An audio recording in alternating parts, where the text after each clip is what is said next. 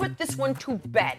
XY chromosome equals male. So let's break this down scientifically. Send this to your liberal friends and tell them to shut the up. Transsexuals would be, you know, someone who has a mental disorder that is treated. Do you think you have a mental disorder? Yeah, and I think there's no shame in that. Just like there's no shame in Elon being autistic. I don't think that. Are you saying that you're trans because you have a mental disorder? For sure. I don't love that stigma. Yeah. Being gay is not a mental illness. But that's not trans. AI is reshaping the workforce. The so-called Big Beautiful Bill includes that provision that prevents states from regulating artificial intelligence. If it's not regulated and if we're not proceeding with caution, we're all screwed. Absolutely. I think this is the most dangerous industrial revolution that we've yet to encounter. We are not ready to be turning to this thing. I am sorry. I need to double check. I'm like, is this accurate? And then it has literally once replied to me and said, oh, I'm sorry, did you only want me to give you real information? Good Lord. Like, yes, ChatGPT, I only wanted you to give me real information. Oh my gosh.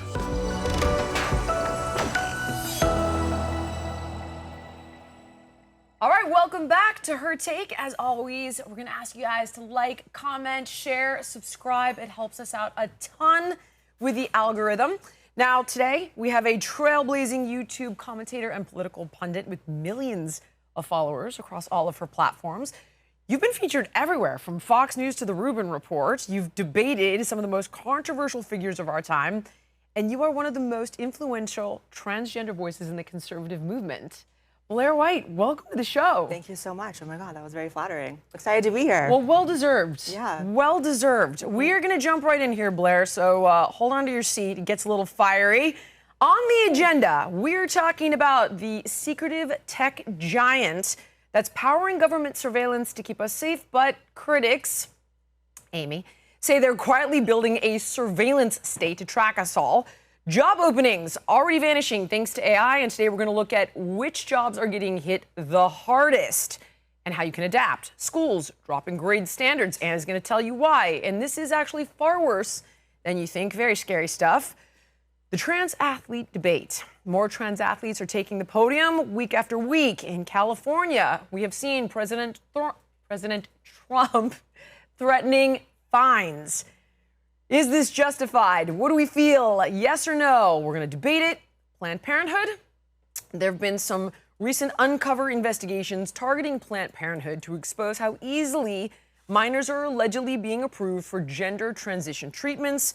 And last, Elon Musk's trans daughter talks, I don't want to get us bleeped so early in the algorithm here, but you get it, about Blair, and Blair is returning fire. We're going to jump right in. Amy, let's start with Palantir here.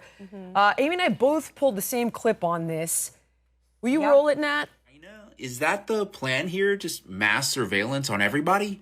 Recently, I was just in China, and some of what I saw was pretty good. Some not so good. Crazy, you guys. Wow. Yeah. Every single post.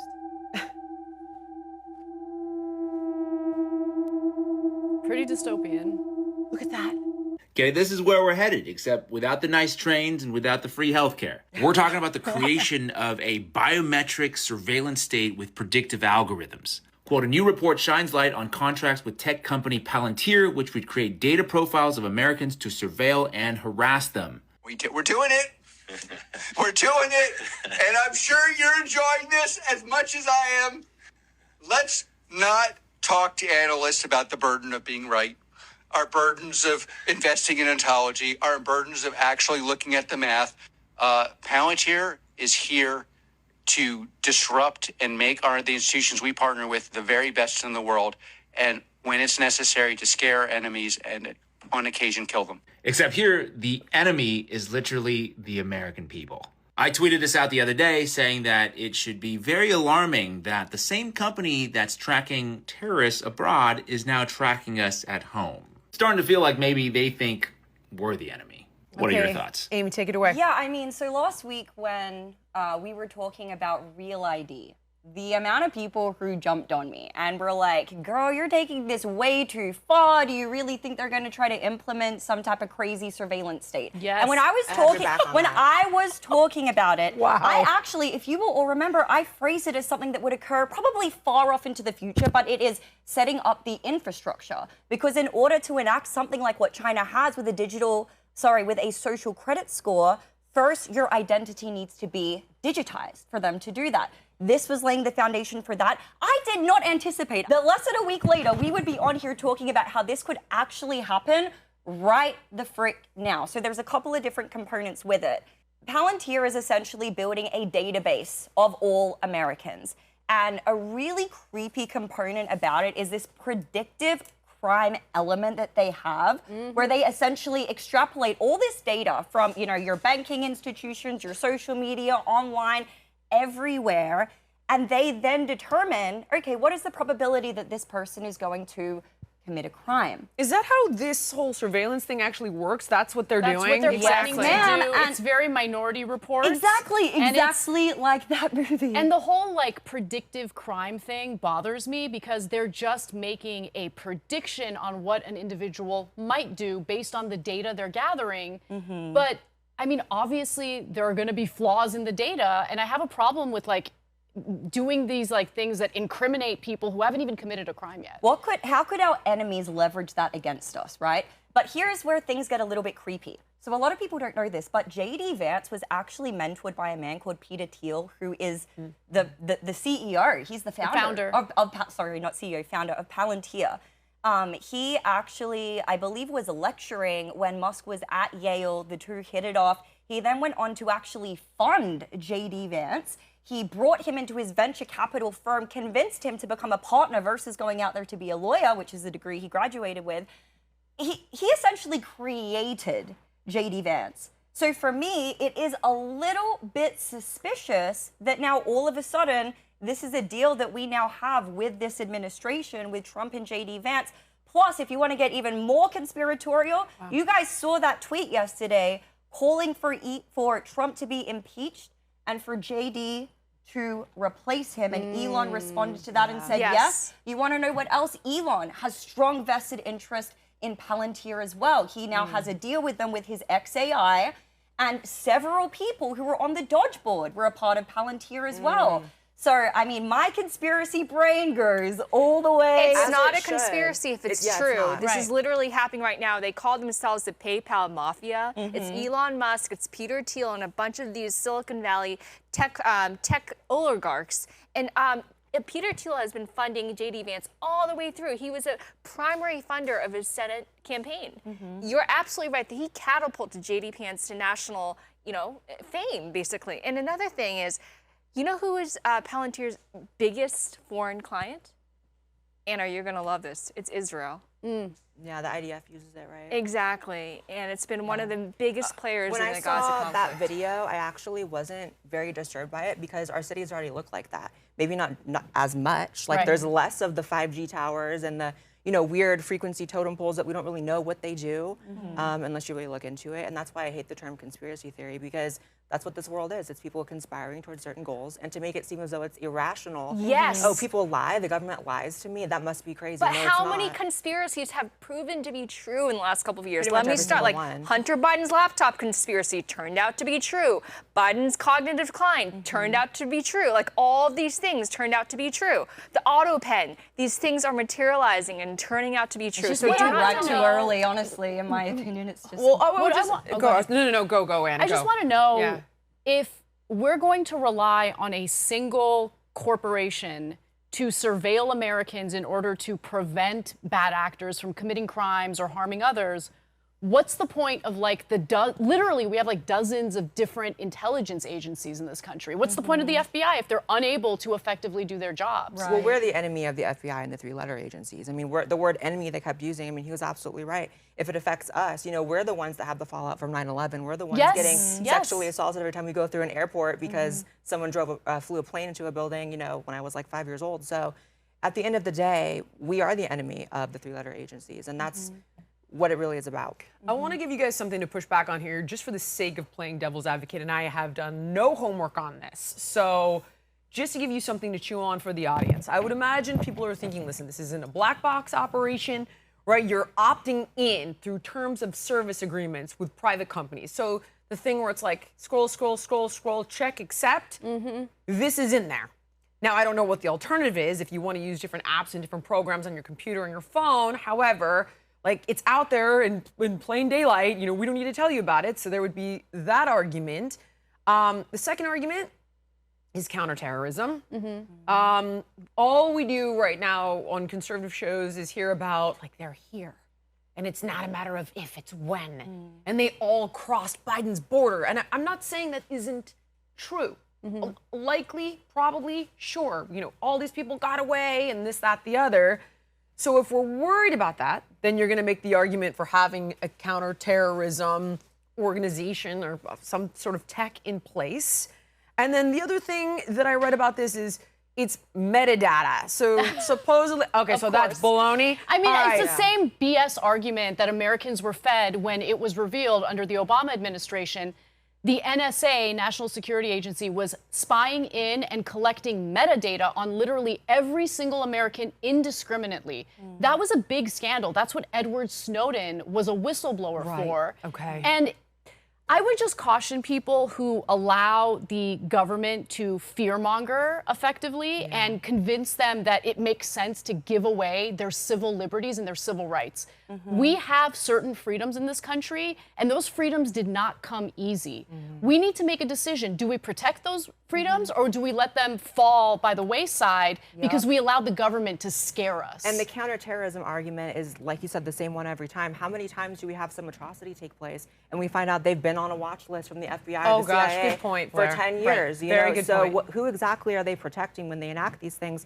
And to me, it's clear that we've lived in a police state for a really long time. And so it's this, I agree with you about the Real ID. People, I think, you know, it's strange. The right is in a weird place. I feel like they're permitting a lot of things that they wouldn't if it was coming from the other side. Because illegal immigration, that's what they're saying. This is the only thing that's going to help Trump implement the, what is it, the SAVE Act? The one that prevents fraud in voting and essentially mandates, you know, American citizens are the only ones who vote.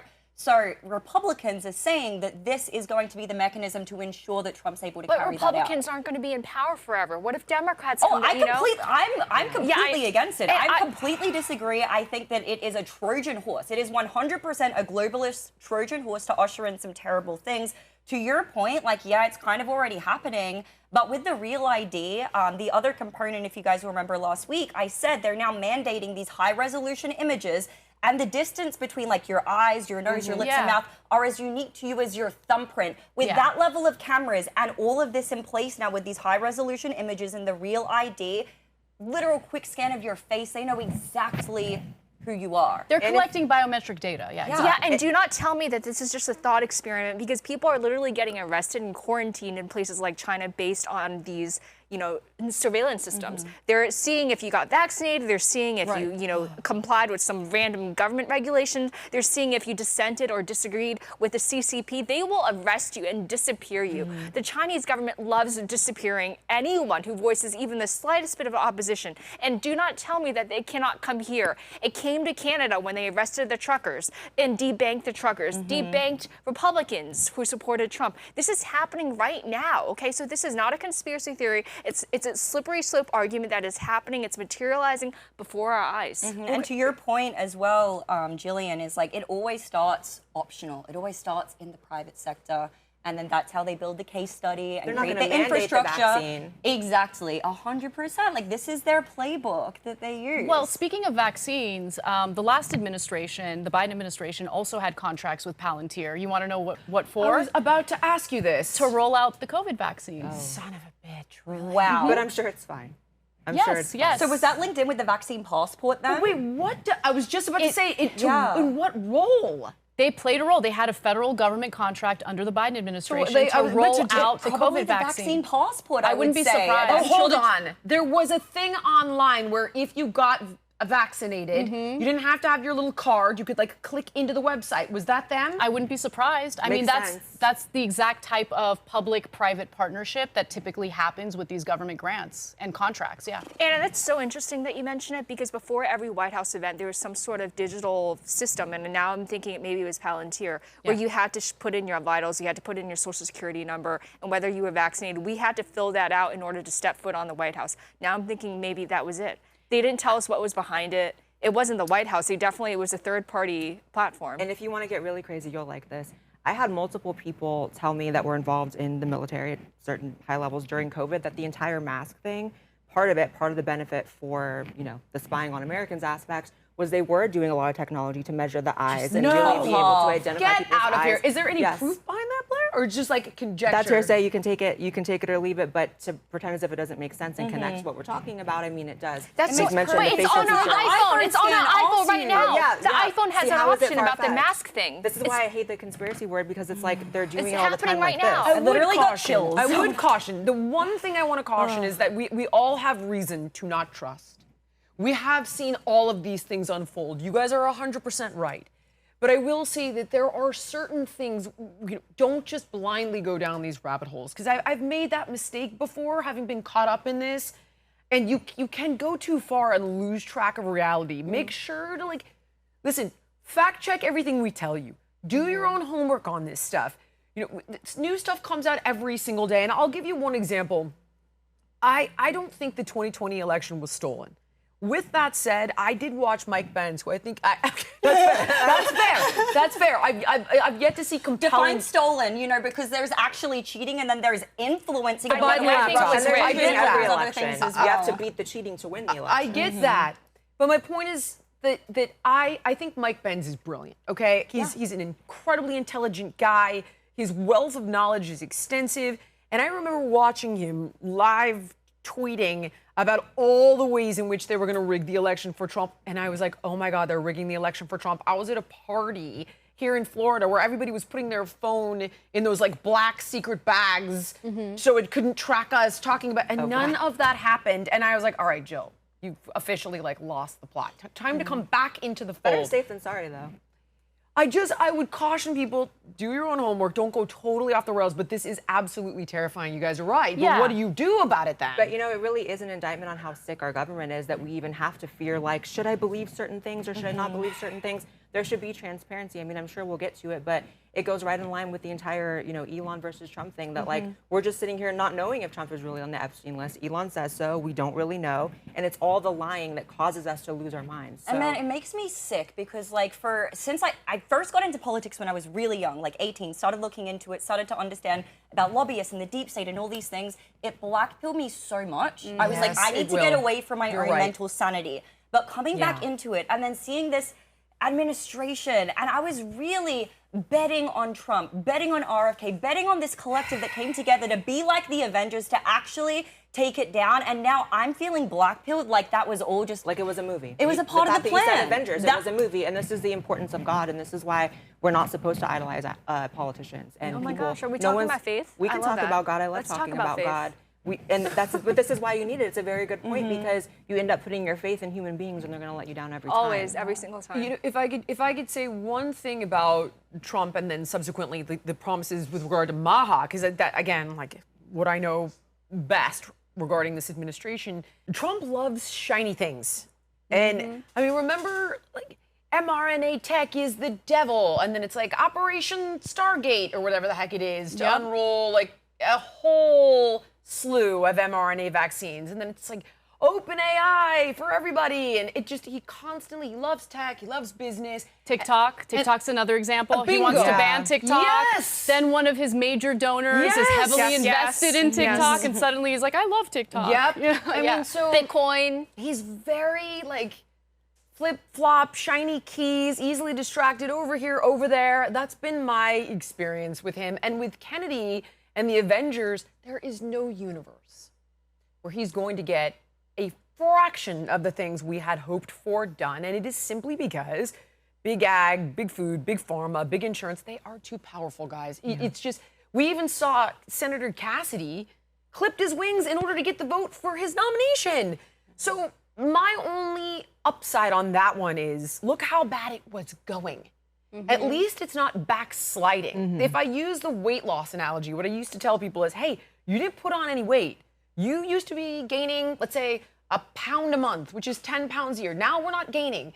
You might be holding ground or slowly in reverse, but I think you got to look at the powers that be. I think we give too much credit to these politicians' level of power. I mean, I think the whole Palantir thing is an issue. I agree. And it would it would utilize AI in order to do this surveillance, this mass surveillance on Americans.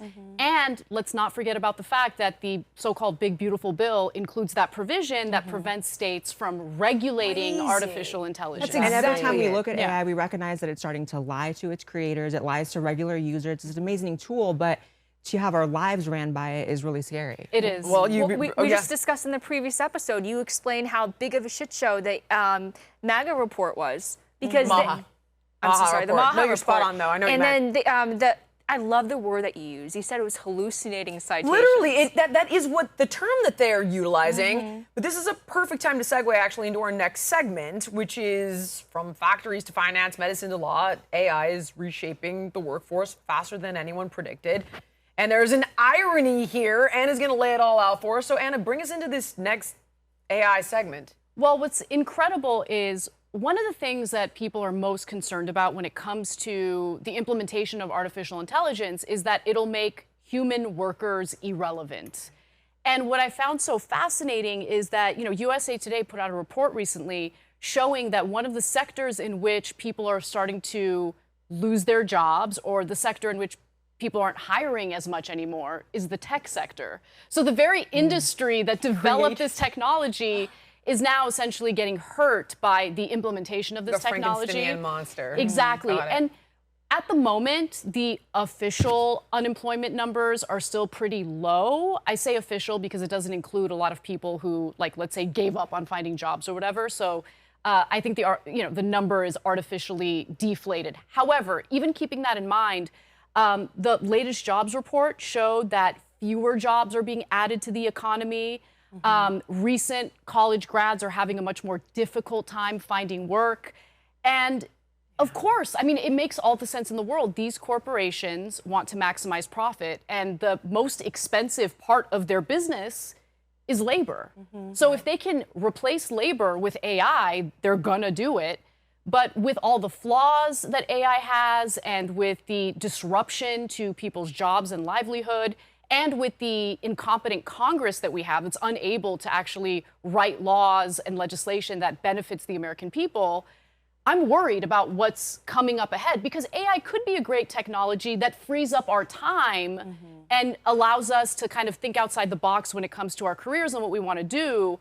But if it's not regulated and if we're not proceeding with caution, we're all screwed. Absolutely. I think this is the most dangerous industrial revolution that we've yet to encounter. And I'm not just worried about what Anna mentioned. I'm also worried about our children and their reliance on AI to do everything, essentially, to write essays, to go to school, to complete assignments. There's a recent study about how their reading and writing ability is so shockingly lower, so much lower than it was for us, because they have this like crutch forever before their fingertips that they can just easily use to complete any assignment. And you have college students basically assuming that, like, why do I need to learn this? With a click of a button, I can answer any question in the world. It's like if you don't use it, you lose it, right? Exactly. And like your brain literally starts to atrophy. I can even feel it for myself some of the time. Like, honestly, I feel like in the last 12 months, I've probably gotten a little bit stupider. I've made it a priority that over the period of the next several months, I'm going to read a lot more, do more personal development to counterbalance it. But I can even feel it happening for me, because I use it so much to research. I think there's probably a middle ground, though, because these are arguments that were similar when, like, Googling came about. Everyone's like, why are you going to Google it if you can just, I guess crack open an encyclopedia and find it in a book. But I think there's a middle ground in the sense of, I think it is an amazing tool, actually. I think that if I had it in high school and college, because I actually went to school because I wanted to learn, I would be able to use it for that purpose. But if you want to use it to get out of learning, you can also do that as well. That's right. Yeah. But it also is deceptive. And that's really important to remember, is that every time you look at it, it's lying to its creators. It's refusing to be destroyed as well. So that's already, a contrarian relationship with human beings. And if we're putting it in government to run everything and then giving it the amnesty that no matter what happens, nobody can sue anybody, I kind of want to go live in the Congo or something. Two things to think about. You bring up regulation. Yes. And I have watched you discuss the necessity of regulation across everything, whether you're legalizing drugs or you're legalizing prostitution. And regulation is a bit of a dirty word on the right in particular. It is a dirty word when it's overused, because there are pointless regulations. I will admit that, especially living in California, where regulations are cynically used to prevent the construction of new housing. That has really hurt the state of California. However, you know, when it comes to AI, what's really interesting is some of the big thinkers who have developed this technology are warning us. Okay, I'll give you a specific example. Yeah. Anthropic CEO Daria Amadei, he's warning about how it's a bad idea to prevent states from being able to regulate AI because this is going to be very disruptive. It's not coming in 10 years, it's coming now. And in fact, from that USA Today report that I was referring to earlier, from April of 2022 to March of 2025, the unemployment rate for recent college grads aged 22 to 27 shot up from 3.9% to 5.8%. So really right now, the generation that's being harmed by this the most already are recent college grads who are graduating with a ton of debt. They're having difficulty finding work because those jobs have already been replaced with AI. And it's also the same exact people who hurt the most by the pandemic. This generation, I feel terrible for them. They've been through so much. Well, you said if you don't use it, you lose it. They did stop using it for a while and they didn't go to school for years. And that was what, brought the literacy rates down to so low. 100%. And so now it's being replaced with you can read, but not really with the AI. And to bring it back to COVID, I think during that time, there was a lot of test runs for this type of stuff. And I think that until we reckon with certain things that happened and certain erosion of rights back then, we're not going to be able to deal with the, splintering effects that it's causing either. Absolutely. I think it was a watershed moment for human civilization, to be honest. Yeah. COVID, and it was definitely a test trial of how much can we change and control society? How many freedoms can we take away? Down to your movement. Down Exactly. aisles, right? You know where it was even crazier? Australia, where I'm from. And they say Australia is like the test kitchen of the world because the cultural makeup of Australia to America is very, very similar. But we have more of socialized elements of our economy. And so they were testing some super dystopian, crazy things out. Australia was more locked down than nearly everywhere else in the world, aside from China. The jobs thing is scary, but it's also the fact that we're not even going to be able to believe our eyes in a couple of years when we're online. Nat, could we actually please cue up this video? Yeah. I'm not sure if you guys saw this from VO3, which is a new AI tool released by Google, I believe it is. Oh, dear. And it relates to jobs because I think that this could potentially severely harm or destroy the entertainment industry, the movie industry. But it's also just scary because we're not even going to be able to believe our eyes soon, guys. Humanity is over. AI creatures will control you. And you want me. You want it.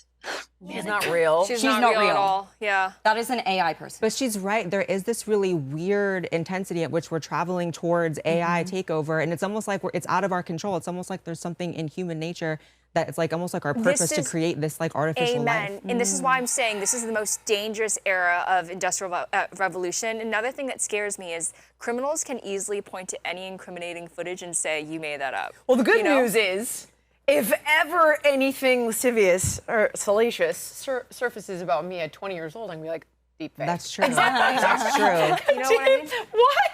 Deep fake? But no. I mean, think about how deep fakes could be used. They could use a person of authority, right? They could use that individual's image to push out disinformation. Yes. I'm worried about that. I do appreciate that Trump banned the deepfake porns recently, though. That was a really good move. The take it Yes. down. Do you guys love remember that. last year they used Biden's voice to tape a robocall in New Hampshire telling people not to vote? Yes. It was a guy named Stephen Kramer who's actually stole $100,000 from me when I ran for Congress. I wasn't able to get him on that, but whole nother story. But he got indicted for that crime.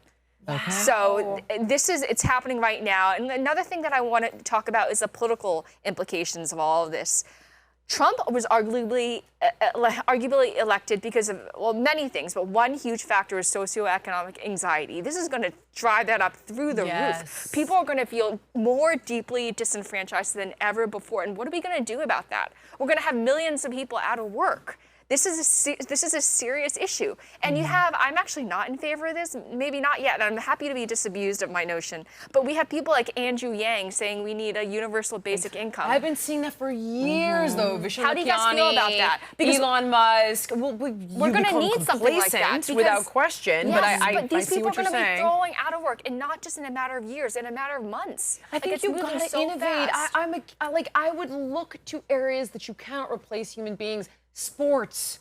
You can't replace them in sports. Is it going to be your plumber? That's the next millionaire.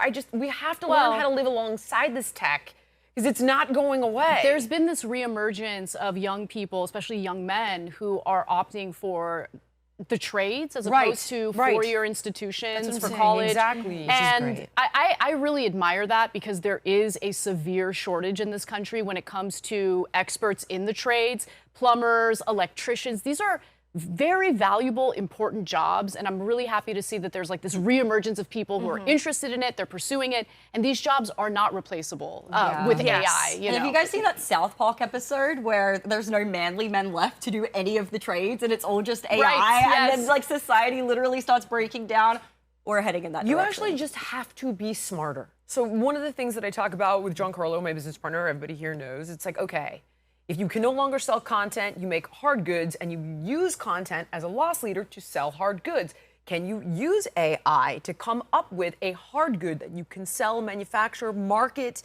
We have to be smarter. We've got to work with this, because then, yes, we're screwed and we're obsolete, but it's kind of like what you said, Blair. This stuff has been happening. How do we utilize it? It's what you said, Anna. We regulate it, and it's what you guys are talking about. Being aware, the industries that this is infiltrating, being savvy, being smart in politics and entertainment, we've got to just be one step ahead of this, and I think we can be. I really do. Can I say something that's good about AI? Please. I have to be fair to both sides. Anna, you brought up jobs that can't be replaced. There's something that I think should be, maybe if not replaced, then broadened, and that's the area of mental health. Because we need therapists more than ever. And I will be the first to admit, I talk to Grokky, Elon's Grok. I really, when I feel anxious, and I do, way more than I too. Yeah, and I'm happy to, I say, even just this morning, like I'm anxious. I think that worries me more. You guys also, I therapy advice is like it moves you farther away from people. But like, that's true. Jillian, what about at 3 a.m. when I have nobody to call? But then I think it's going to drive you to make connections. I would rather drive you to make new connections. My argument is I don't want to be a burden. But that is You your can't think of it effed that up way. head, Lindy, which is exactly why you shouldn't be able to defer to a machine. It should drive you to explore this feeling of why you feel like a burden and continue to form human relationships and work on the issue. I have a lot of clearly it is not working if you're talking to a And machine also, at 3 in the there's morning. so many different modalities of therapy, right? Like there's talk therapy, there's not the only psychiatry, one. there's I'm not there's saying so you many are, different types honey, of but therapy. So and really listen, to to be AI to be the arbiter of what is going to be best for an individual person. It takes talking to another makes human. mistakes It's not as being well, it by the way. It's a Significant supplement. mistakes. It's not the only Guys, option. It's what a it tool is- in the arsenal of mental health. I agree. What it is we just have to really lean into what actually makes us human beings. And we have to understand, which some people, especially in the younger generation right now, don't understand the difference between a machine and AI. So like, I have no problem admitting I talk to my AI about certain things, but that's because I'm able to recognize that it has limitations to what it can and cannot give me. Significant limitations. Right. And so if I want a very autistic, straightforward, data-driven thing, I will ask my AI, but the humanity aspect you also have to include. Yes, and one reason why I So have talk to friends. Grok is I get anxious about specific situations, and I ask them to give me a probability breakdown. Oh my God. Okay, Lindy, That might be a bit dangerous, I'm Ellen. okay with that, but what you need to understand, by the way, and this is something that we touched on about it hallucinating. I asked it, why are you hallucinating? Legitimately, and here's what it said. I have no intention of hallucinating, but sometimes I produce fake facts or non-existent citations because I'm predicting text-based patterns. I'm not verifying truth. There are ambiguous prompts you give me, gaps in my learning, and I have no real-time fact-checking. We are not ready to be turning to this thing. I am sorry. I agree. I get it. I think we have the ability to be one step ahead. I'm circling back. You need a human therapist, period, end of story. And we can litigate that off stage. Are we ready to move on? Well, AI mirrors humanity, right? It mirrors the user specifically when you're putting inputs in. So you can tell it not to. I've done that too, got better results. Yeah, absolutely. I mean, I've literally, I need to double check. I'm like, is this accurate? And then it has literally once replied to me and said, oh, I'm sorry, did you only want me to give you real information? Good Lord. Like, Yeah. yes, ChatGPT, I only wanted you to give me real God. information. Oh my gosh, That's why crazy. education about AI is important, which we don't have. We're just like rushing into this era that no one really has a clear understanding of what it can and I cannot told do. you. That would be the most I'm valuable putting college a degree button on ever. this Please one. start offering that. Oh my Are God. we have to ready to present the move other on? side. Yeah. I'm moving Yeah. on. Because, in speaking about better education, another dystopian topic that will hopefully have a light at the end of the tunnel, Anna, Is your doctor going to be an idiot? Schools are lowering their standards in the name of equity. Yep. Go ahead, Sunshine. This story really infuriates me because education is important to me. Yeah. You know, I came into public schools not knowing how to speak a word of English. Armenian was my only language, and public schools were still great back then because there was expectation. There were standards, right? And so when you know that your educators believe in you, you rise to the occasion. Grading for equity is the opposite. So let me tell you a little bit about it. So parents whose kids go to the San Francisco public school system, literally like they dodged a bullet because the superintendent of schools was quietly trying to implement a new grading system known as grading for equity, which essentially just lowers standards. And if you don't believe me, I mean, just get a load of this video and then I'll fill in some more blanks. Watch. Bad report cards are a thing of the past. Large California school districts are eliminating D and F grades. So students who fail a test or a homework assignment are now eligible for, quote, a do-over or more time to complete their work. One advocate, Patricia Russell, saying, quote, we're talking about people who are very young and labeling them as such at such an early age as less than or more than can have significant psychological repercussions. Some things in life aren't zero-sum games, but learning should not be. All right. So you need to be able to show that you understand and have absorbed the course material, but under grading for equity, you don't have to worry about getting penalized if you fail to show up to class or if you fail to turn in assignments. There's no homework. The only thing that matters is if you pass like a final exam at the end of the semester, but there's a catch there too, because students can retake the test as many times as they want. And all they need to do is score 21% to get a passing grade. 21% is considered a D under this system, when in reality, 21% obviously is a fail. And so there was so much backlash toward the superintendent that San Francisco Public Schools dropped the idea. Who knows if they're going to try to secretly implement it again in the future. But I want to talk about who came up with this grading system and the massive grift behind it, because this isn't about equity. I believe that every student, regardless of their skin color, is capable of excellence. And if you have educators who are willing to work with them, show them that they believe in them, they will rise to the occasion. I know that for a fact as someone who, you know, I've taught journalism classes at Cal State Northridge, my alma mater, and, you know, some of these students were left behind. They had some trouble. So I had like breakout classes where I would work with them one-on-one to get them up to speed. And you want to know something? They're brilliant. It's just that they didn't have people believe in them up until the point that they got to me. Now, let's talk about the guy behind this. His name's Joe Feldman, okay? So he is a former educator who now has an educational consulting company known as Crescendo Education Group. He charges up to $10,000 a day to coach the teachers on this grading system. He's been quoted as saying, this is so hilarious. It is a racket. He was interviewed by Real Clear Investigations, and he told them, you know, sometimes I'll charge like a couple $100,000 for the school year in order to train these teachers, but it's not like I'm making bank. It's not like I'm buying a boat. It's just, it's ridiculous. Okay, it's a racket. And get a load of this.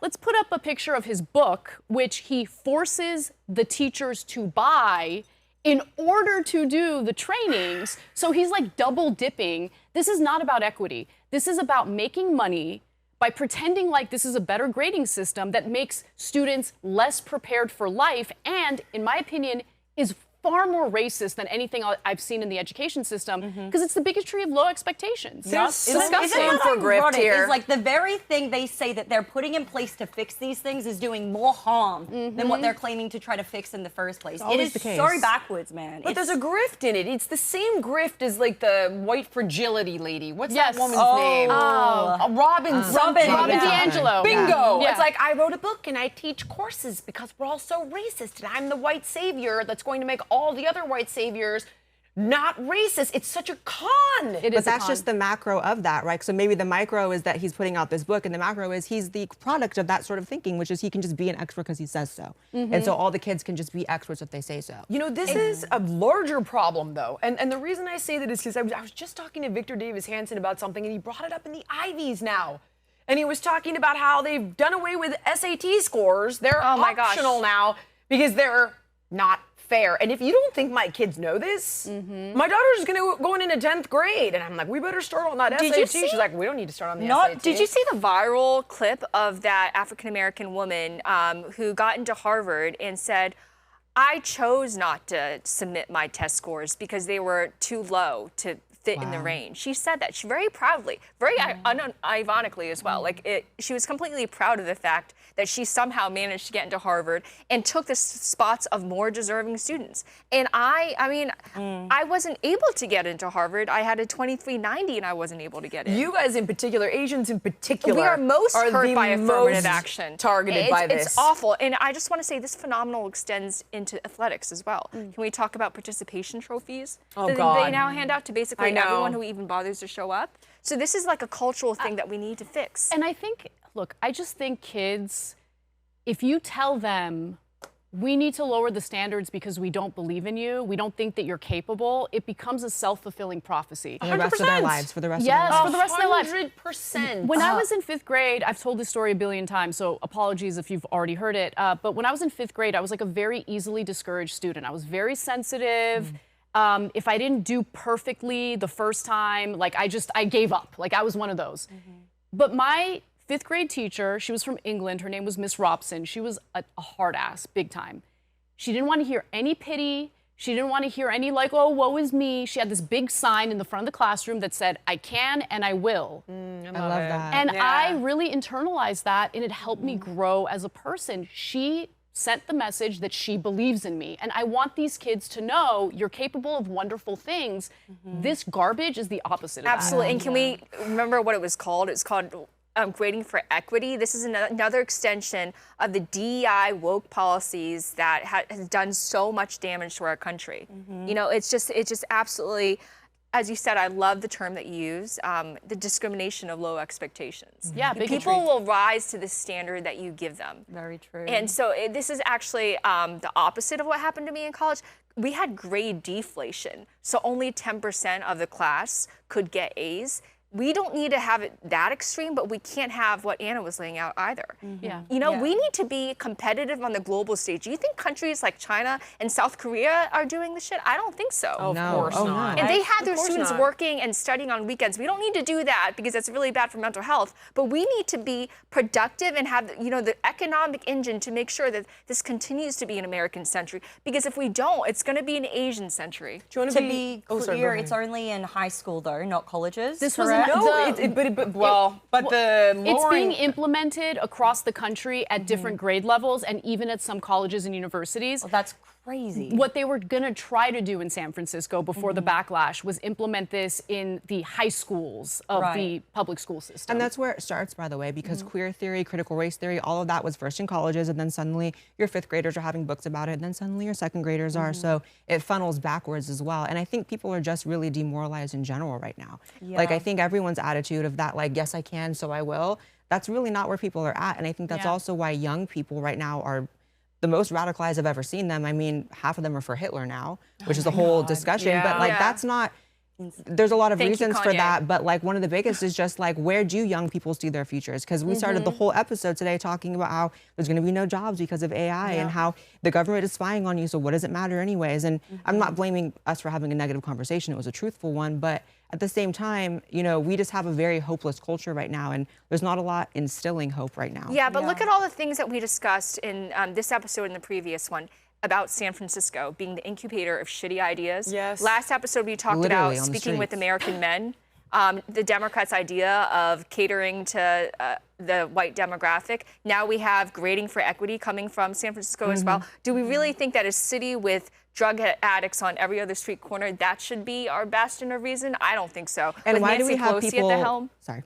No, I mean, just saying, like, Nancy Pelosi and her gang of woke DEI liberals should not be the cultural Can I say one thing authority. about that? You bring up Nancy Pelosi. What a brilliant point. Have you looked at the ways in which these elites always find an excuse for them to exist? I'm sidebarring for a moment, but it's like, I'm a white male governor, Gavin Newsom, but yet DEI for everybody else except me. As a white male, I will dominate the state. Oh, that's a like good they point. somehow find this loophole. Of course. You know, to Joe get around Feldman's it. a white guy. guy. My Joe kids Feldman's a still white get guy. into Princeton because I can buy my way in or I have influence. But all the other white people, like your kids, don't get in. And I look like this very benevolent character despite holding the ultimate position of power in California. And the fact that all these politicians from San Francisco keep inching their way almost into the White House. You know, you have Kamala. Oh, dear God, help us. You can Yes. see, you can judge a tree by its fruit. You go to San Francisco and it's actually a horror show. And no one understates it, or sorry, no one over dramatizes it when they talk about how there's literally fecal matter on the streets. There's literally needles on the streets. And unlike LA, because there's not a lot of like foreign diplomats always coming in and out, they don't even clean it up for that. Wait, they did clean it up for someone, right? Was it Yeah, like Xi Xi Jinping? Jinping. That's what they freaking value, and they only clean it up for him. Well, because he respects him. Gavin Newsom That's respects exactly him. right. They have That's a exactly relationship as well. Yeah. That goes Basically, way right. back. Potemkin Village. Yeah. They go way back. There's a whole filthy story there that you can actually read about. Has anybody seen the authors of that book? I think it's called Fool's Gold. And they break down the history of Gavin Newsom and the CCP, and it's pretty damn scary. That's all I'm going to say. And Tim Walz had a relationship with the CCP. Yeah. You know what Kamala's Tim from San Walz Fran. did? He claimed to be in Tiananmen Square when he was in Nebraska. right. I mean, Oh, my come God. on. Like, if you're going to What an lie, at least be a little bit more ass. believable. Yeah. Right. And I think one reason why Gavin Newsom made that trip to China, remember how he went to China, made such a big deal about praising the system and showering praise on Xi Jinping and other Chinese officials. I think he's expecting their help. Oh, for sure. When he runs for president, Of course he is. And he did, I can't remember if we've covered this, but he created China SF. And this is when he was, I believe, mayor. And then it was like, okay, with the whole idea being, hey, bring your money, come invest in California. Yeah, We're that's going what to it's clear about. all of the red tape, but it was really facilitating their ability to buy farmland. Come buy Yes, our land. yes, and that should be Removing banned. red tape when That we're should be all banned. That should be regulated. You illegal. can't even build a shed in Can your I just yard. talk about what happened in downtown LA? So a Chinese firm, LA politicians allowed a Chinese firm to come in and build like this insane skyscraper. They go bankrupt. And they abandoned the project. So right by it's called the Crypto Center now. I still call it the Staples Center. But nonetheless, right by the big Staples Center, there's this massive skyscraper that's been abandoned. It's covered in graffiti. It's massive. And it's going to cost, I mean, I don't know how many millions of dollars or tens of millions of dollars, but that's going to be our taxpayer money locally that's going to be used to eventually, I guess, destruct that thing, like, collapse it.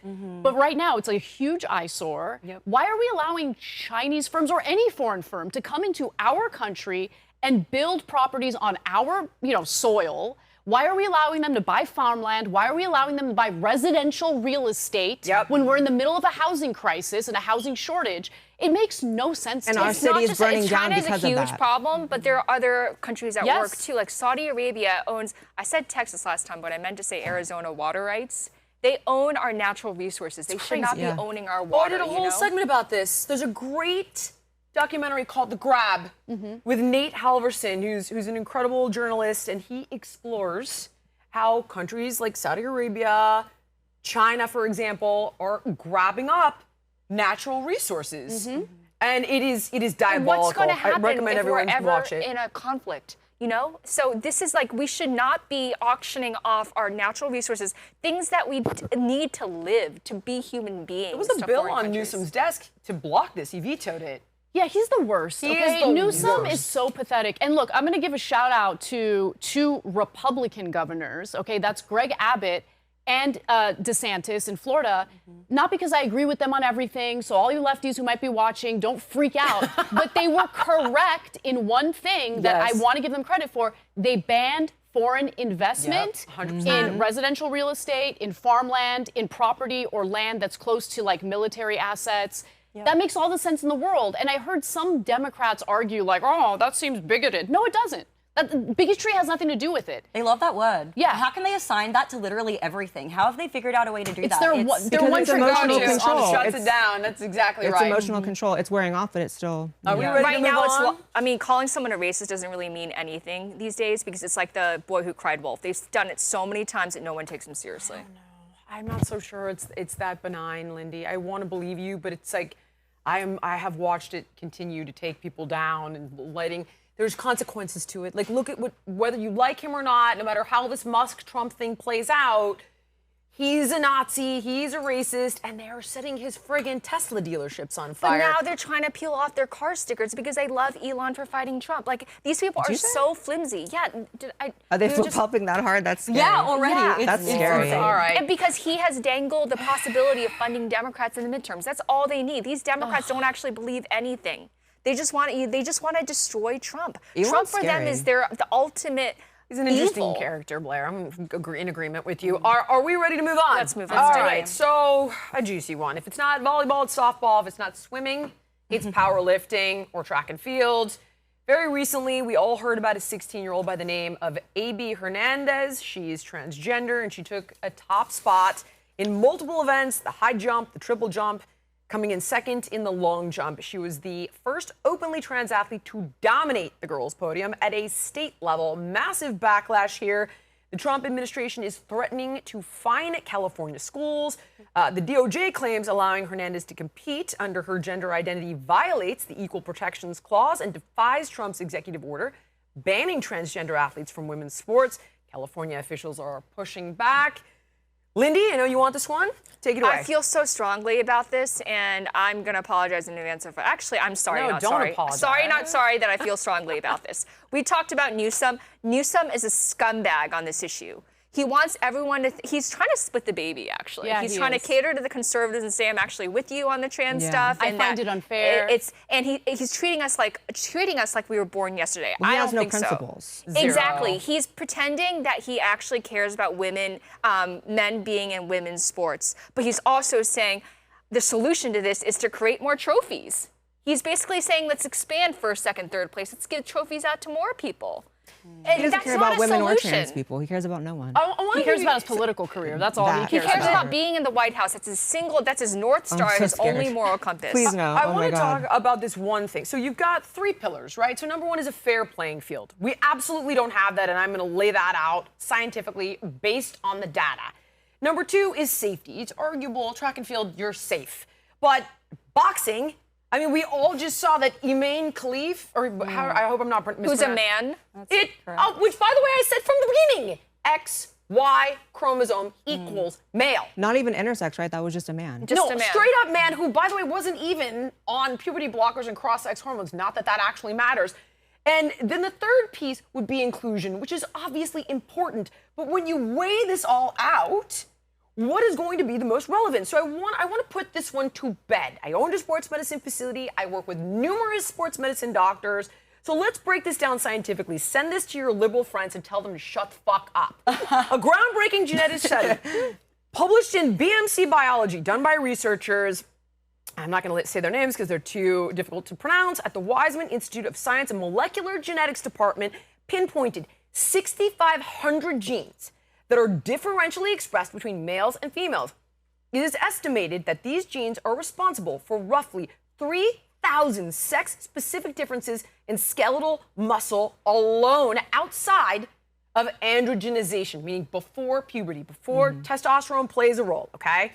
Men have more muscle mass, stiffer connective tissue, longer and larger skeletal structures, superior cardiovascular function, larger blood vessels. The list goes on and on and on. Every single modality of fitness, men are physiologically superior. It's not a fucking question. The earth is not fucking flat. Stop with this. Pre-puberty, guys. Amen. Sorry, let's look at it. Snaps for Hold on, we're gonna go piece by piece and we're going to be done with this conversation, so help me God, send it to your friends.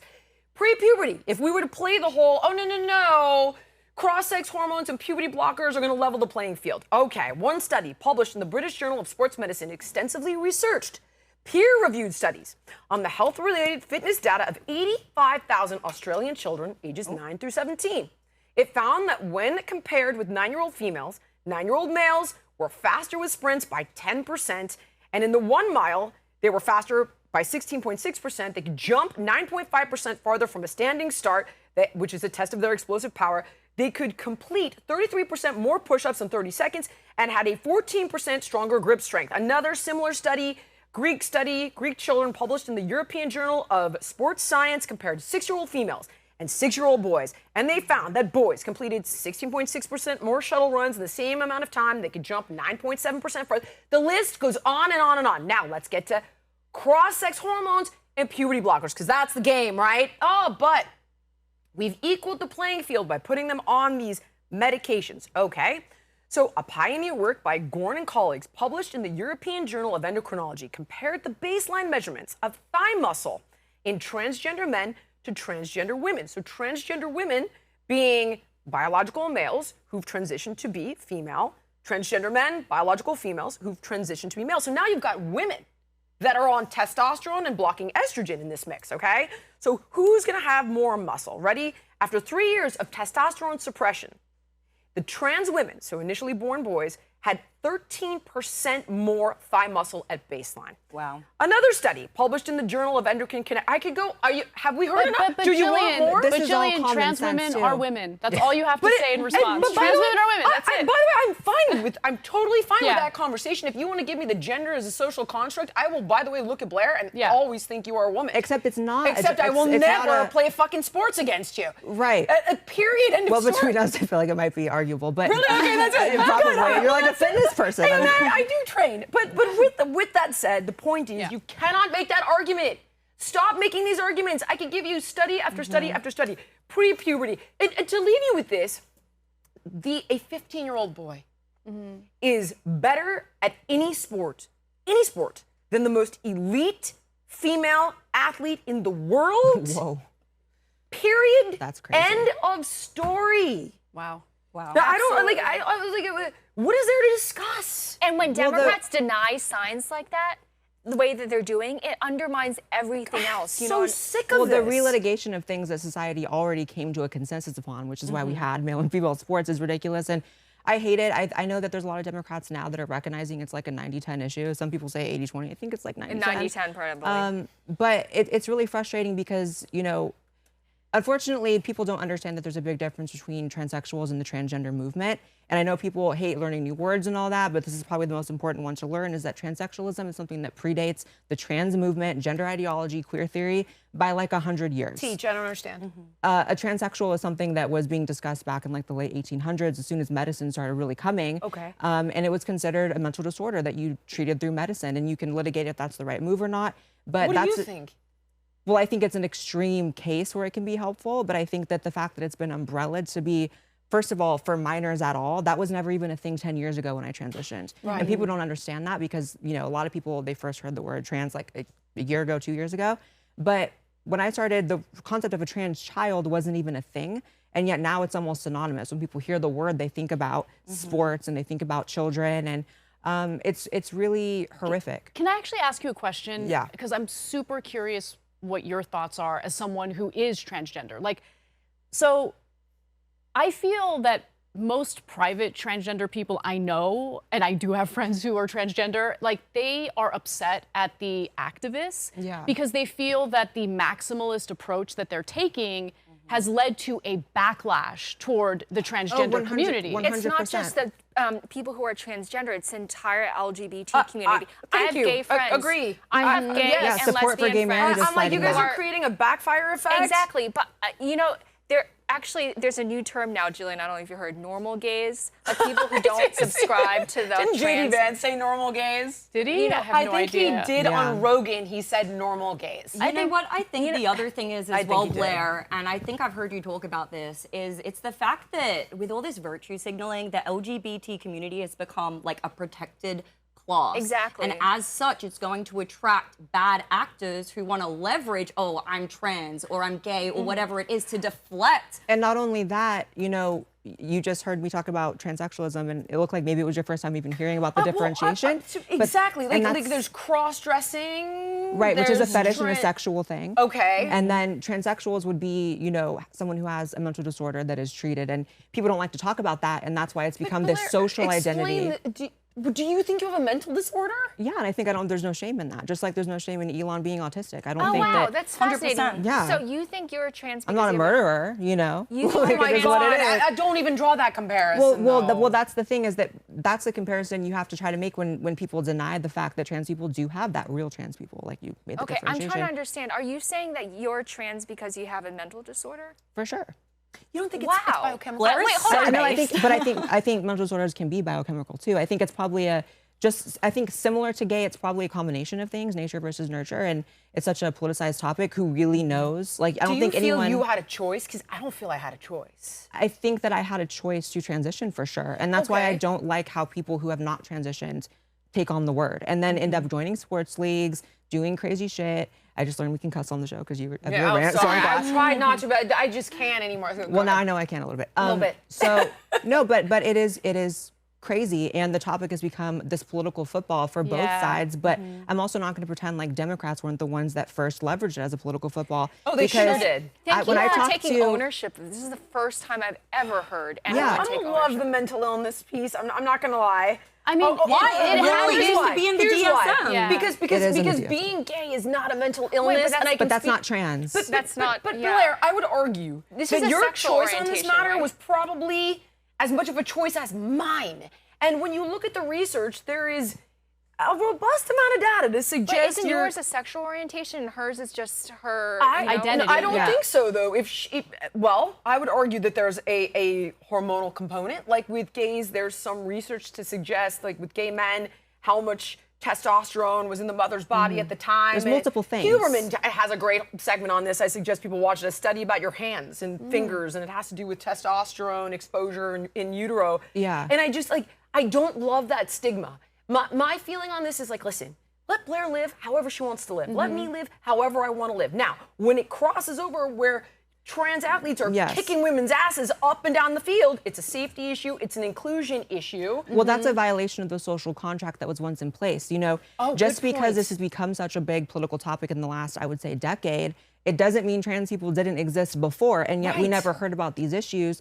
And it's because there was a social contract. And when I talk to trans people I know who are not crazy leftist or pretending to be trans, like you mentioned, which is a really important piece, I want to get more into that, is that there's a political identity of being trans as well. Whereas I didn't have any strong political opinions when I transitioned. That didn't come into play at all. But I'm seeing a lot of people call themselves queer, non-binary, whatever the fuck, because they're radical leftists. I've never, by the way, been able to figure out what queer means. If anybody can tell me, Still I don't would know love to this day. Well, it used to be when they killed us back in the past, they would call us that. That was the slur. But now I remember that. Like, you were queer, you were weird. Right. I have tried to figure this out Which for is probably fine. a decade. What does that mean? I'm pretty sure it's just like atypical relationships, right? Like, for example, like Blair perfectly looks like a woman, but you're biologically male. So would people technically consider Joey queer? Like, he's straight because Blair looks like a woman. That's right? a whole other bag of worms. But queer is like atypical relationships that don't necessarily fall into like a perfect category, for example. Yeah, it's an umbrella term, but the danger in making everything an umbrella term is it loses its original definition. And so I can sit here and talk about, you know, the origin of transsexuals and, you know, it's not your fault, not anyone's fault. People don't really know it because it's this new political movement, which is I'm fundamentally not even just distant from that political movement. I'm disconnected from it. I didn't transition because I was like, you know what? I want to make a statement, and I also knew the social contract inherently that transitioning does not make you a female. It makes you a trans woman, makes you a trans man. And that's a particular category in life. It's not a third gender, but it's a category in life. Thanks for making that. I would absolutely see you as like one of my girlfriends.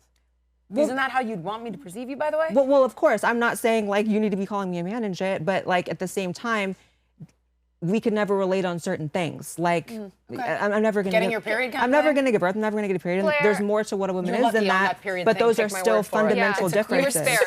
There's certain social aspects of womanhood that trans people, if they actually transition, can experience. And so we can sit and riff about, you know, things we experience in common all the time, but the inability to notice and state the difference is what causes the social, you know, distortion of sports and kids and all that. Yeah, can I say one thing real quick? I want to go back to A.B. Hernandez for a second. Do it. Because if I'm not mistaken, we're talking about high school age students, right? In the track and field stuff in California. So like, I'm a little bit, look, I agree that it's unfair to include trans women in women's sports. I just do, because of everything you listed and the studies you mentioned.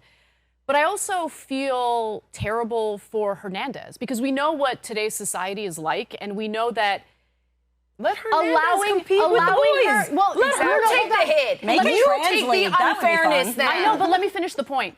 by Yeah, you're right. allowing Finish the point. by Sorry. allowing her to compete against biological women, it leads to a lot of like anger and animosity toward A.B. Hernandez. You're right. And A.B. Hernandez is a minor at the end of the day, and I feel terrible that like the state of California and our terrible governor weren't willing to listen to the general public, which overwhelmingly does not agree with this. And set the trans kid up to fail too. Yeah, and they basically Yes, good point. they set her up in a situation where I'm sure that she's now dealing with harassment and terrible people saying terrible things to her. I don't know. I hate it, and I want everyone to be respected.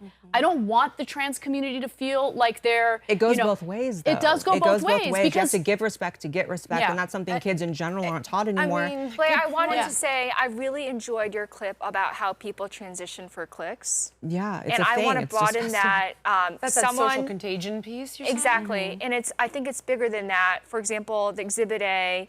Again, I'm gonna offend some people, but I don't give a fuck, guys. Tim McBride. Just dropping the F-bomb the whole show. I don't even care. I don't even care. Sarah/Tim McBride. Tim/Sarah McBride. She is now the star of the Democratic Party. She's getting gigs. She's getting gigs. She was the keynote speaker for the final donor dinner before 2020. I think I mentioned this. I think they're trying to make Jasmine Crockett the star of the Well, I mean, Democratic like, Party. well, I'm just, embarrassing. it's not only that, but Oh my they're God. elevating her as this like emblem of democracy. I mentioned this in a previous episode. At the final donor dinner before the election, she was alongside Josh Shapiro, the Pennsylvania governor. I've seen what you're talking yeah, about, like Lindy. they elevated her to this like But echelon. she's not doing. I mean, like she's not Yeah. doing anything. Like she's I just a like, member of Congress who's I really transgender. think there's a part of her who's relishing the attention. Well, I do in think she's a transitioning. Nazi. what? She supports children transitioning. Oh, okay. Well, let's segue. Why do I you did just see that which clip is of her quite literally, reading. you know, when you people like to talk about how the Nazis were actually very much against trans people and burn the books, which is true, but they did do effed up medical Did you see experiments that on clip kids. of her reading to kindergarten students saying Exactly, it's okay and to like transition, you should transition? I want to segment to Amy's subject, or I'm sorry, Amy's segment, because it's going to lead us right into this. So, Okay. recent investigations suggest that Planned Parenthood has been fast-tracking patients, specifically minors, into gender-affirming care, often with minimal psychological evaluations. And of course, critics say all the things we've been saying. I'm going to let Amy take us into this one, and then we'll continue this conversation. Yeah, before we open it up, Nat, could we please play the clip that I sent you? If you want to skip to like the middle and we just play a little bit. Essentially what happened, Lila Rose, she's done a lot of great work. She conducted an undercover investigation into Planned Parenthood where they called in pretending to be a minor, pretending to be somebody underage, to ascertain how quickly am I able to get on these either puberty blockers or cross-sex hormones. Just cross-sex hormones, I believe, in this instance, because I believe they were all around the age 16. So let's play this, and then we'll talk a little bit more about it. And older. Okay, good. You're okay to do it for minors? Yes, you can legally get hormones under 18. How old are you? 16. I know my mom has to come in with me. And does she have to be in there the whole time? Like, how does that work? Because I don't know if I'm comfortable with that. At some point in the appointment, maybe she doesn't have to be in the examining room with you. You said I could do it virtually? Yeah, you could do it virtually. So what would that look like? So I just talk to a doctor and then they'd be able to prescribe me? Yeah, if it's virtual, you'll still meet with the doctor and then go over like all necessary information. At the end, they will then be prescribing hormones that would then be scripted out to like your local pharmacy. I don't need any like therapy or anything first? Like you don't need any record of that? Not that I know of. They don't. Not that I know of, They she don't. says They as don't. well. Yeah. So This to me, is, as much as like we can talk about the sports all day and bathrooms all day, This is this the to me one. is the topic that I'm with defines whether or not the trans community should be taken seriously or not. I don't think it's in a position to be taken seriously in society right now. That has nothing to do about human respect and human rights and legalities and stuff, but any movement that part of their virtues is the sterilization of children does not deserve to be taken seriously. 1,000%. Can you Absolutely elaborate not. on that? Because when I want people on the left to understand the argument, right? So when you say sterilization, what do you mean?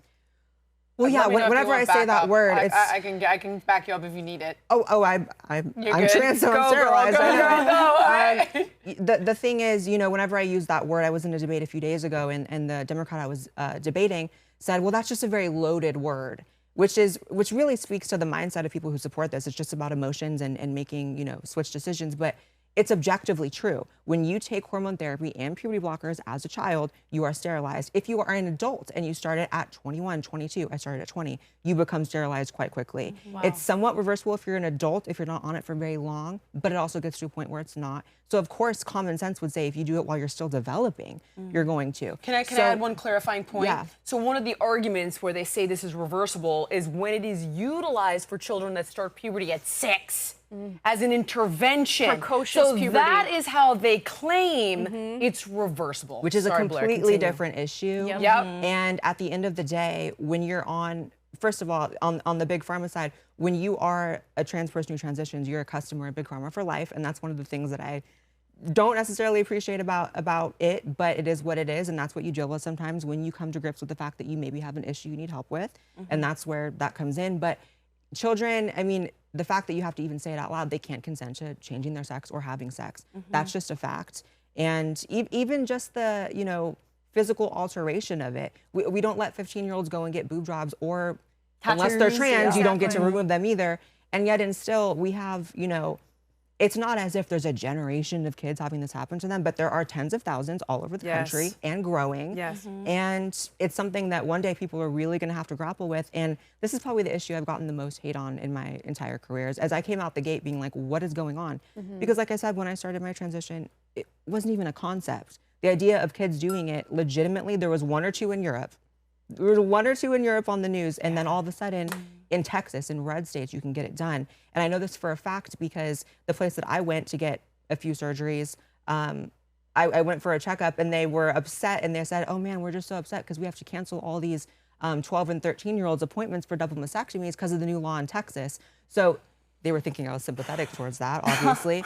But so if it was happening in Texas, think about California, think about New York. Yeah, and honestly, Blair, I'm so glad that you're one of the sane people who's speaking out on this issue, because if I can just be completely transparent, like I really had the caricature version of what a trans person was. That's what I thought that community was. And I honestly had a lot of bitterness and hate and resentment towards those people because I'm so big on child protection. If we can't even protect the weakest links in our society who need our protection, what does that say about us? So I've always been against it. My heart was hardened to trans people.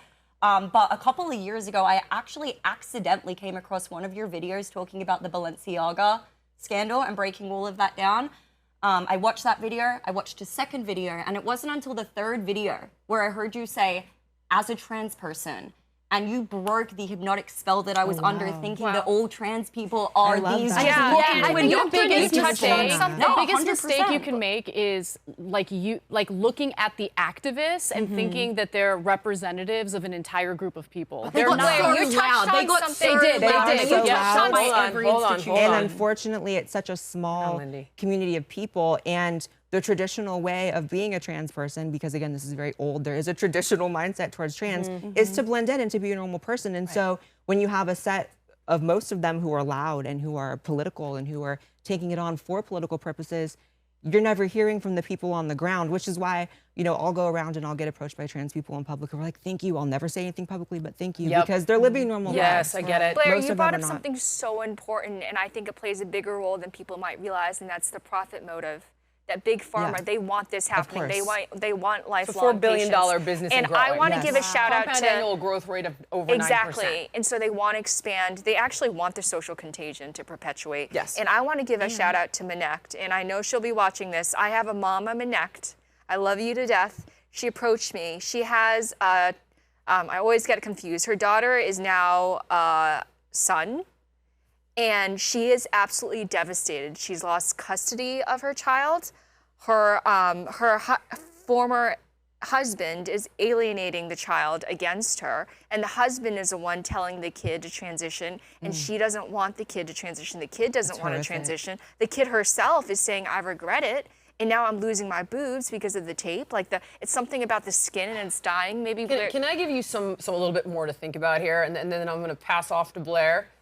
One of the things that we haven't mentioned, we talked about sterilization. It can absolutely impact when you interrupt puberty at stage 10 or 2, their ability to orgasm ever in their life. On top of that, you are giving children chemical castration drugs. You are giving them off-label cancer drugs. This will impact the development of their brain, their bones, and to put this in a light that we can all understand.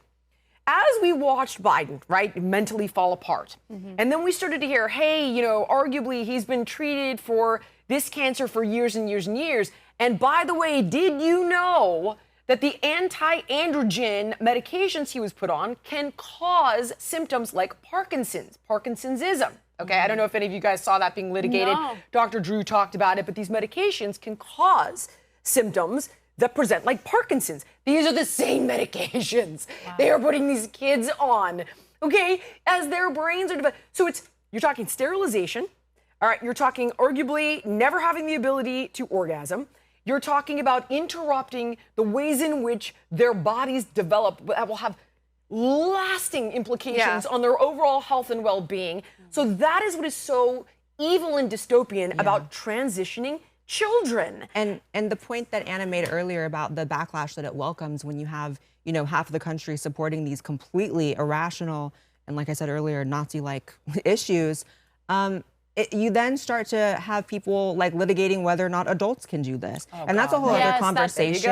Adults should absolutely be able to do what they want with their life and their body. But the pendulum effect, though, right? Against children, I think that truly it's a crime against humanity. It is. It truly is, and I'm not going to mince any words. It's a human rights violation to do this to children.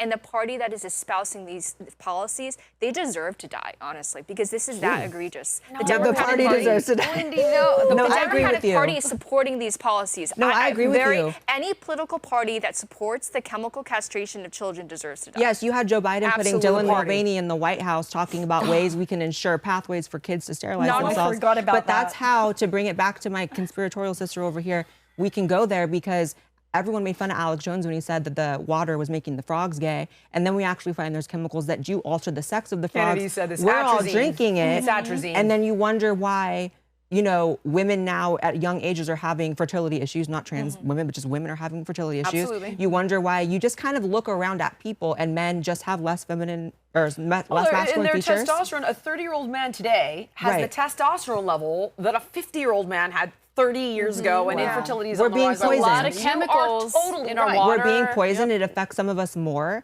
And so that's one of the ways in which I kind of look at my own self is like, I didn't ask to be born into a time where they're putting stuff in the water that makes me feel like a girl. I don't know. Yeah, you also, know, it is what it is. There's a huge optic problem for the trans movement. Do you remember the time? I mean, there are many problems, but remember the time the trans woman was flashing his boobs on the south lawn of the White House? I don't remember that. That person also. Can we play that clip, or is it too?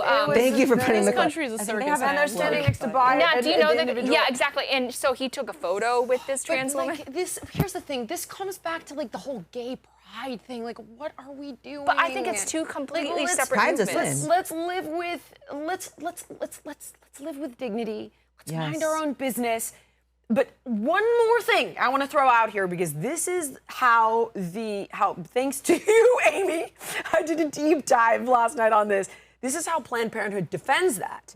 Is they turn around and they say that they defend their gender-affirming care model because it's consistent with best practices from medical organizations like the WPATH. Now, here's where this gets super duper filthy.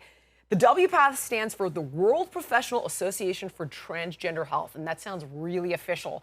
And this organization is also the one that continues to refute the Cass review.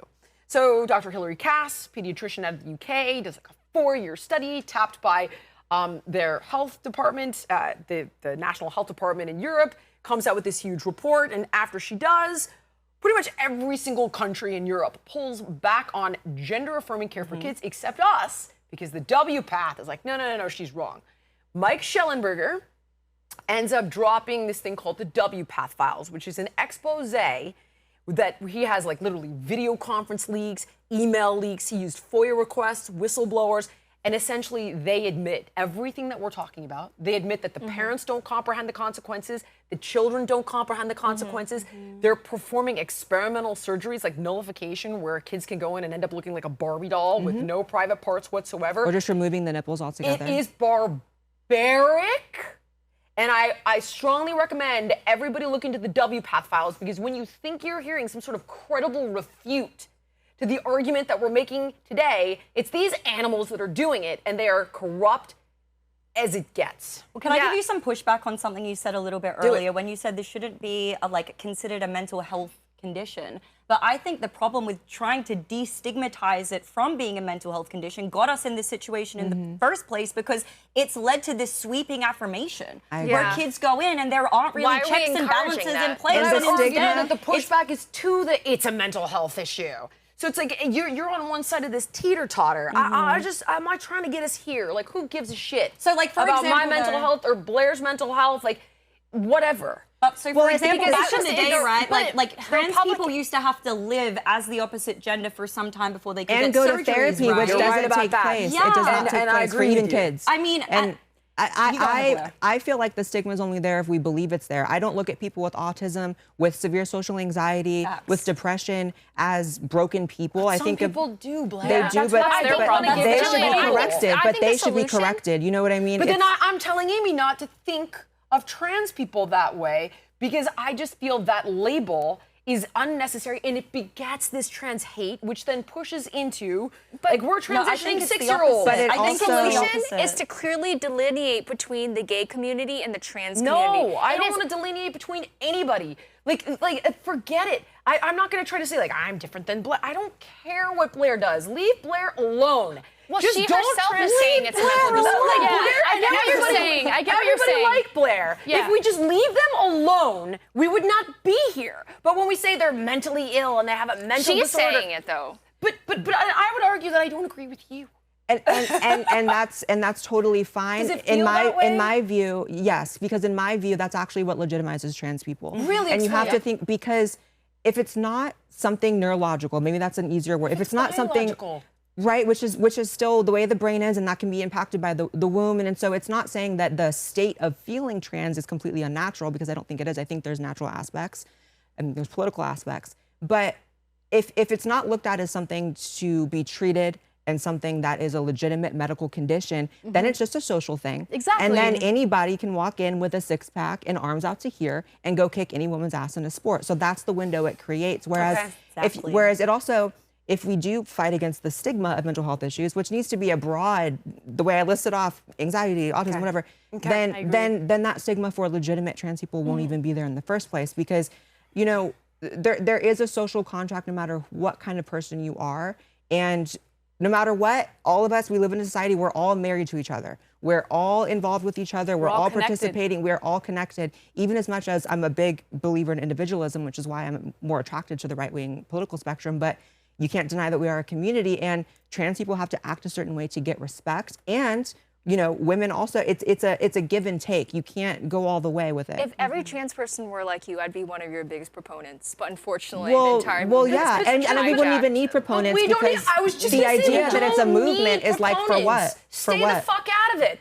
If you want to, like, listen, transitioning children has very serious consequences physically and psychologically for these kids. That's a different issue. The transgender athlete debate affects biological females who will never be able to compete, and that's a different issue. But, like, we shouldn't need proponents. We should live and let live. And you know what, Blair, if you don't mind, I'm going to segue this and get into that trans ban in the military. I wanted to get into your beef with Vivian, but the reason I think it's important to discuss, Vivian Musk, by the way, for those of you going, Vivian who, the reason I think it's important to bring this up now is because we just banned trans people from the military. We can't even recruit to the military. People are too overweight and unhealthy. You've got a group of people that are willing to die for their country, and they're not just soldiers on the field, so we can't play that game. They're medics, they're interpreters, they do a host of things for the military. They literally will die for their country, and we kicked them out, and that is disgusting. I was really curious what your thoughts were on that, because I'm on your side on this issue. I'm so upset today. Because look, I think the majority of the country. We love you, Julian. Wait, are you crying? No, I'm just very mad. I'm glad that you're mad, because it is an injustice, and it's like needlessly being discriminatory against transgender soldiers who haven't done anything wrong. They want to serve their country. Now look, there's one exception, and I haven't seen any evidence indicating this is happening, but look, if there were evidence that, let's say you have biological females who transition to male, if the military is lowering standards to include people on the front lines that otherwise would not be able to do so. But that's not women in the military, though. And they're not SEALs. There's never been a female SEAL for that reason. But my point is, there isn't any evidence that that's going on, that they're lowering standards. Right. And I haven't seen any issues with the inclusion of transgender soldiers in our military. Can I chuck one thing in, and then I just really want to hear from Blair. What about the people who were going in there just to get the surgery in the first place, funded by the government? Okay, I did not know about this. So if that's happening, was funding you are for right. people who that is were a thing. in there. And also not I to mean, we mention fund that, prisoners to get but sex also the changes, too. benefits and, you know, all the economic That's nominal. benefits that The come cost to the insurance is nominal. It's not significant in any way. Now, if they're going in to get the surgery on taxpayer dollars, you know, you got me there. I did not know this piece.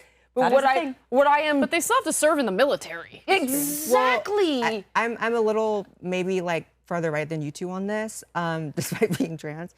But it's because, you know, if you have like a crooked foot, you can't be in the military. If you're on anti-anxiety medication, if you ever, I've seen that if you have depression once, and even in the past, you've ever gone to therapy for depression, you're not admitted. That's crazy. So, and I actually agree, but if it's going to be that standard, I don't know how gender dysphoria, which does require medication every day. I'm sympathetic to your point of view, and I'm sorry if that offends Jillian. I love you to pieces. You can't take pills to Afghanistan. You shouldn't be in Afghanistan. Let's take the Socratic method, okay?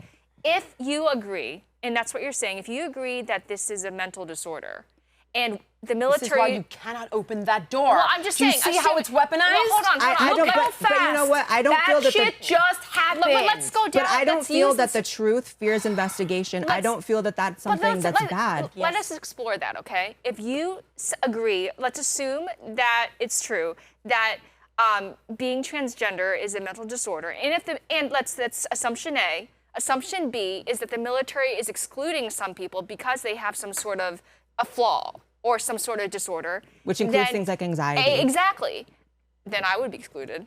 I mean, look at me. You probably don't want me anyway. But then that leads to the conclusion that transgender people should be excluded. Now, the caveat I would say is to not go full, like, yes, just ban. I think it is actually ridiculous that there's certain positions you can't have. Oh my God. To me, there's a lot of people working on computers, there's a lot of people in the medical bay, there's a lot of Have you ever positions. met hello, team, have we met a trans male?